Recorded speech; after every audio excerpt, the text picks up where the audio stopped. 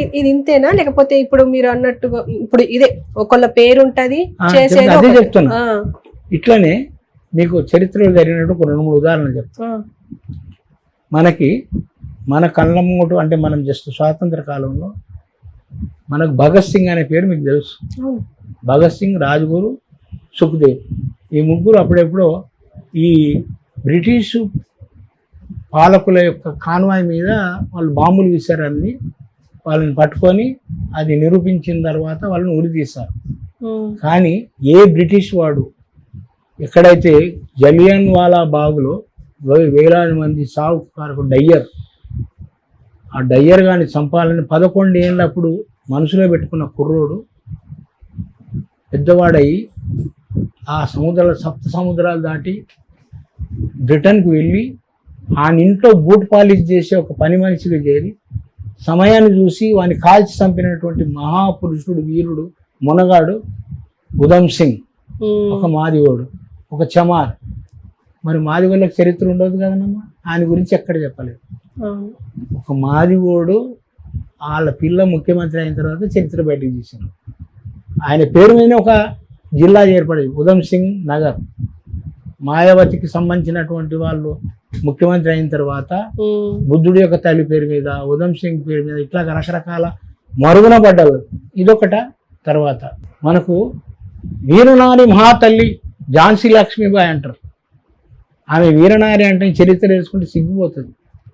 ఆమెని తప్పియడానికి ఆమెలాగానే ఒక ఆమె జల్కరీబాయి అనే మహాతల్లి, ఒక కోలీ జాతులకు సంబంధించినటువంటి అమ్మాయి, ఆమెలాగా డ్రెస్ వేసుకొని ఒక బొమ్మని వెనుక కట్టుకొని బ్రిటిష్ వాళ్ళని నమ్మబలికిచ్చి యుద్ధం చేసి చనిపోయినటువంటి మహాతల్లి జల్కరీబాయి. మరి చరిత్ర ఎవరికి వచ్చింది? ఆమెని నేపాల్కు పంపించి ఈమె యుద్ధం చేసినట్టు ఆమెకు రావాలి కదా. ఆమె పేరు ఎక్కడ లేదు. ఇంత దొంగ చరిత్ర, దొంగనా కొడుకుల చరిత్ర. మన చరిత్ర దొంగ అంటారు, నకిలీ అంటారు. నకిలీ చరిత్రకి నాంది పలికిందే వీళ్ళ మా మనవాదులు. ఈ చరిత్రలంతా బయటకు తీసుకొచ్చి ఇప్పుడు మన యొక్క బాబాసాహెబ్ ఇచ్చినటువంటి జ్ఞానం వల్ల, కాంశీరామ ఉద్యమం వల్ల ఇవన్నీ బయటకు వస్తూ ఉన్నాయి. ఇట్లా ఈ నకిలీ చరిత్రలన్నింటినీ కూడా వెలికి తీసి ప్రజలకు చూపెట్టాల్సినటువంటి బాధ్యత బుద్ధిజీవులైనటువంటి ఈ యొక్క బహుజన వర్గాల మీద ఉంది. ఓకే సార్, ఇప్పుడు ఇక మళ్ళీ మీ విషయానికి వస్తే, మీ పాటకి గిన్నిస్ రికార్డ్ వచ్చింది. అట్లే మీరు విదేశాలకు కూడా వెళ్ళి పాటలు పాడారు అని చెప్పేసి కూడా తెలిసింది. సో ఇదంతా ఎట్లా జరిగింది సార్? అయితే ఈ 2001లో ప్రపంచ జాతుల సమస్య మీద ఒక సదస్సు జరిగింది సౌత్ ఆఫ్రికా డర్బన్లో. అక్కడ అన్ని దేశాలకు సంబంధించిన వాళ్ళు వచ్చి తమ వాదాన్ని వినిపించారు. ఇప్పుడు పాలస్తీనా ఇజ్రాయెల్ యుద్ధం ఎందుకు జరుగుతుంది, అట్లాగే ఈ నార్త్ కొరియా సౌత్ కొరియా మధ్యలో ఎందుకు యుద్ధం జరుగుతుంది, అక్కడ ఉన్నటువంటి Germany, east Germany, west Germany, ఇట్లా అన్నీ ఉన్నాయి కదా ప్రాబ్లం. వీటన్నిటికి సంబంధించిన చర్చించి ఒక నిర్ణయానికి వద్దామని అక్కడ మీటింగ్ పెట్టారు. భారతదేశం నుండి కూడా కొంతమందిని సెలెక్ట్ చేసి అక్కడ ఈ జాతులను ఎందుకున్నాయి, దానికి వచ్చిన కారణం ఏంటని చెప్పడానికి ఒక బుద్ధిజీవులతో పాటు కల్చరల్గా కూడా మమ్మల్ని నన్ను సెలెక్ట్ చేసి పంపించారు. అక్కడికి వెళ్ళిన తర్వాత అక్కడ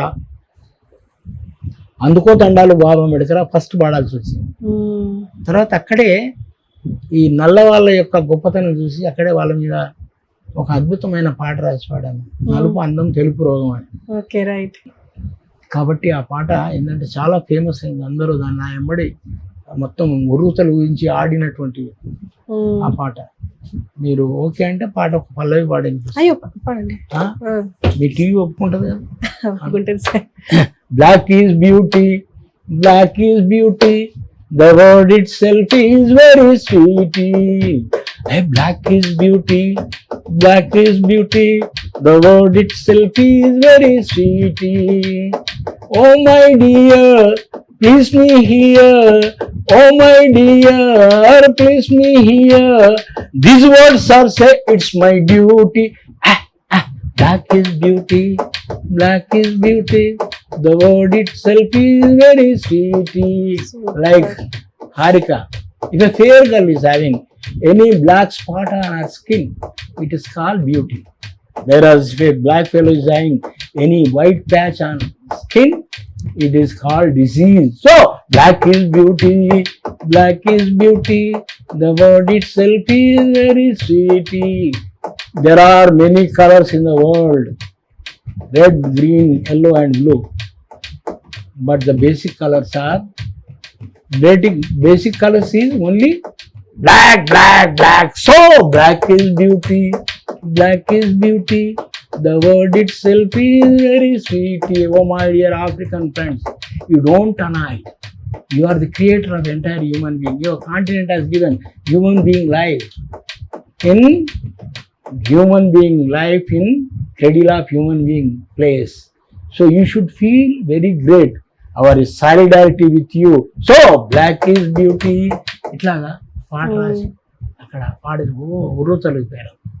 అట్లా సౌత్ ఆఫ్రికాకి వెళ్ళాల్సి వచ్చింది. తెలుగు సాహిత్యం, తెలుగు ప్రపంచ మహాసభలప్పుడు ఆస్ట్రేలియాలో ఉన్న తెలుగు వాళ్ళు పిలిచినప్పుడు అక్కడికి తీసుకెళ్లారు రామ్కి వాళ్ళు. అక్కడ కూడా అది ఏంటంటే మేము వెళ్ళింది 11 ఏప్రిల్, 14 ఏప్రిల్ మధ్యలో వచ్చింది. అక్కడ మళ్ళీ అంబేద్కర్ బర్త్డే కాబట్టి అక్కడ ఈ పాట పాడాలి, అందుకో దండాలు బాబా. ఈ పాటని అందుకో దండాలు బాబా అంబేద్కర్ అనే పాట అది 77లో రాస్తే అది బాగా ఫేమస్ అయ్యి అనేక భాషల్లో ట్రాన్స్లేట్ అయింది.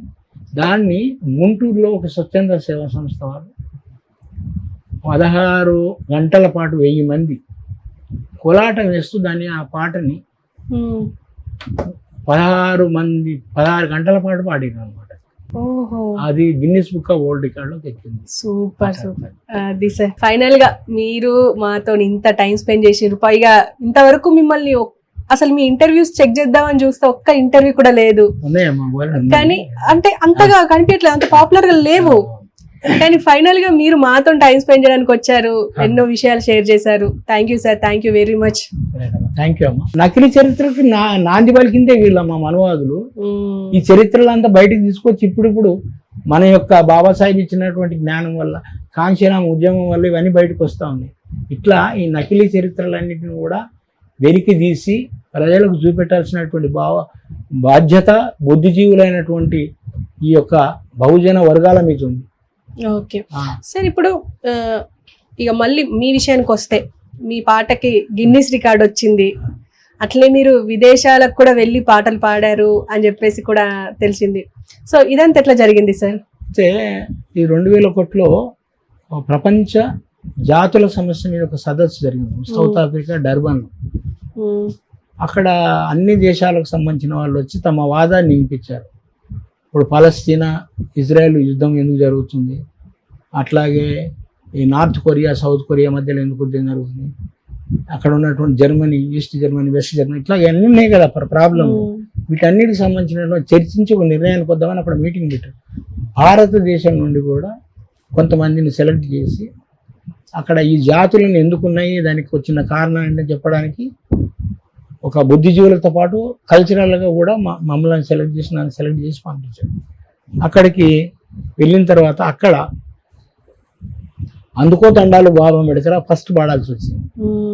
తర్వాత అక్కడే ఈ నల్ల వాళ్ళ యొక్క గొప్పతనం చూసి అక్కడే వాళ్ళ మీద ఒక అద్భుతమైన పాట రాసి పాడాము, నలుపు అందం తెలుపు రోగం అని. Okay right.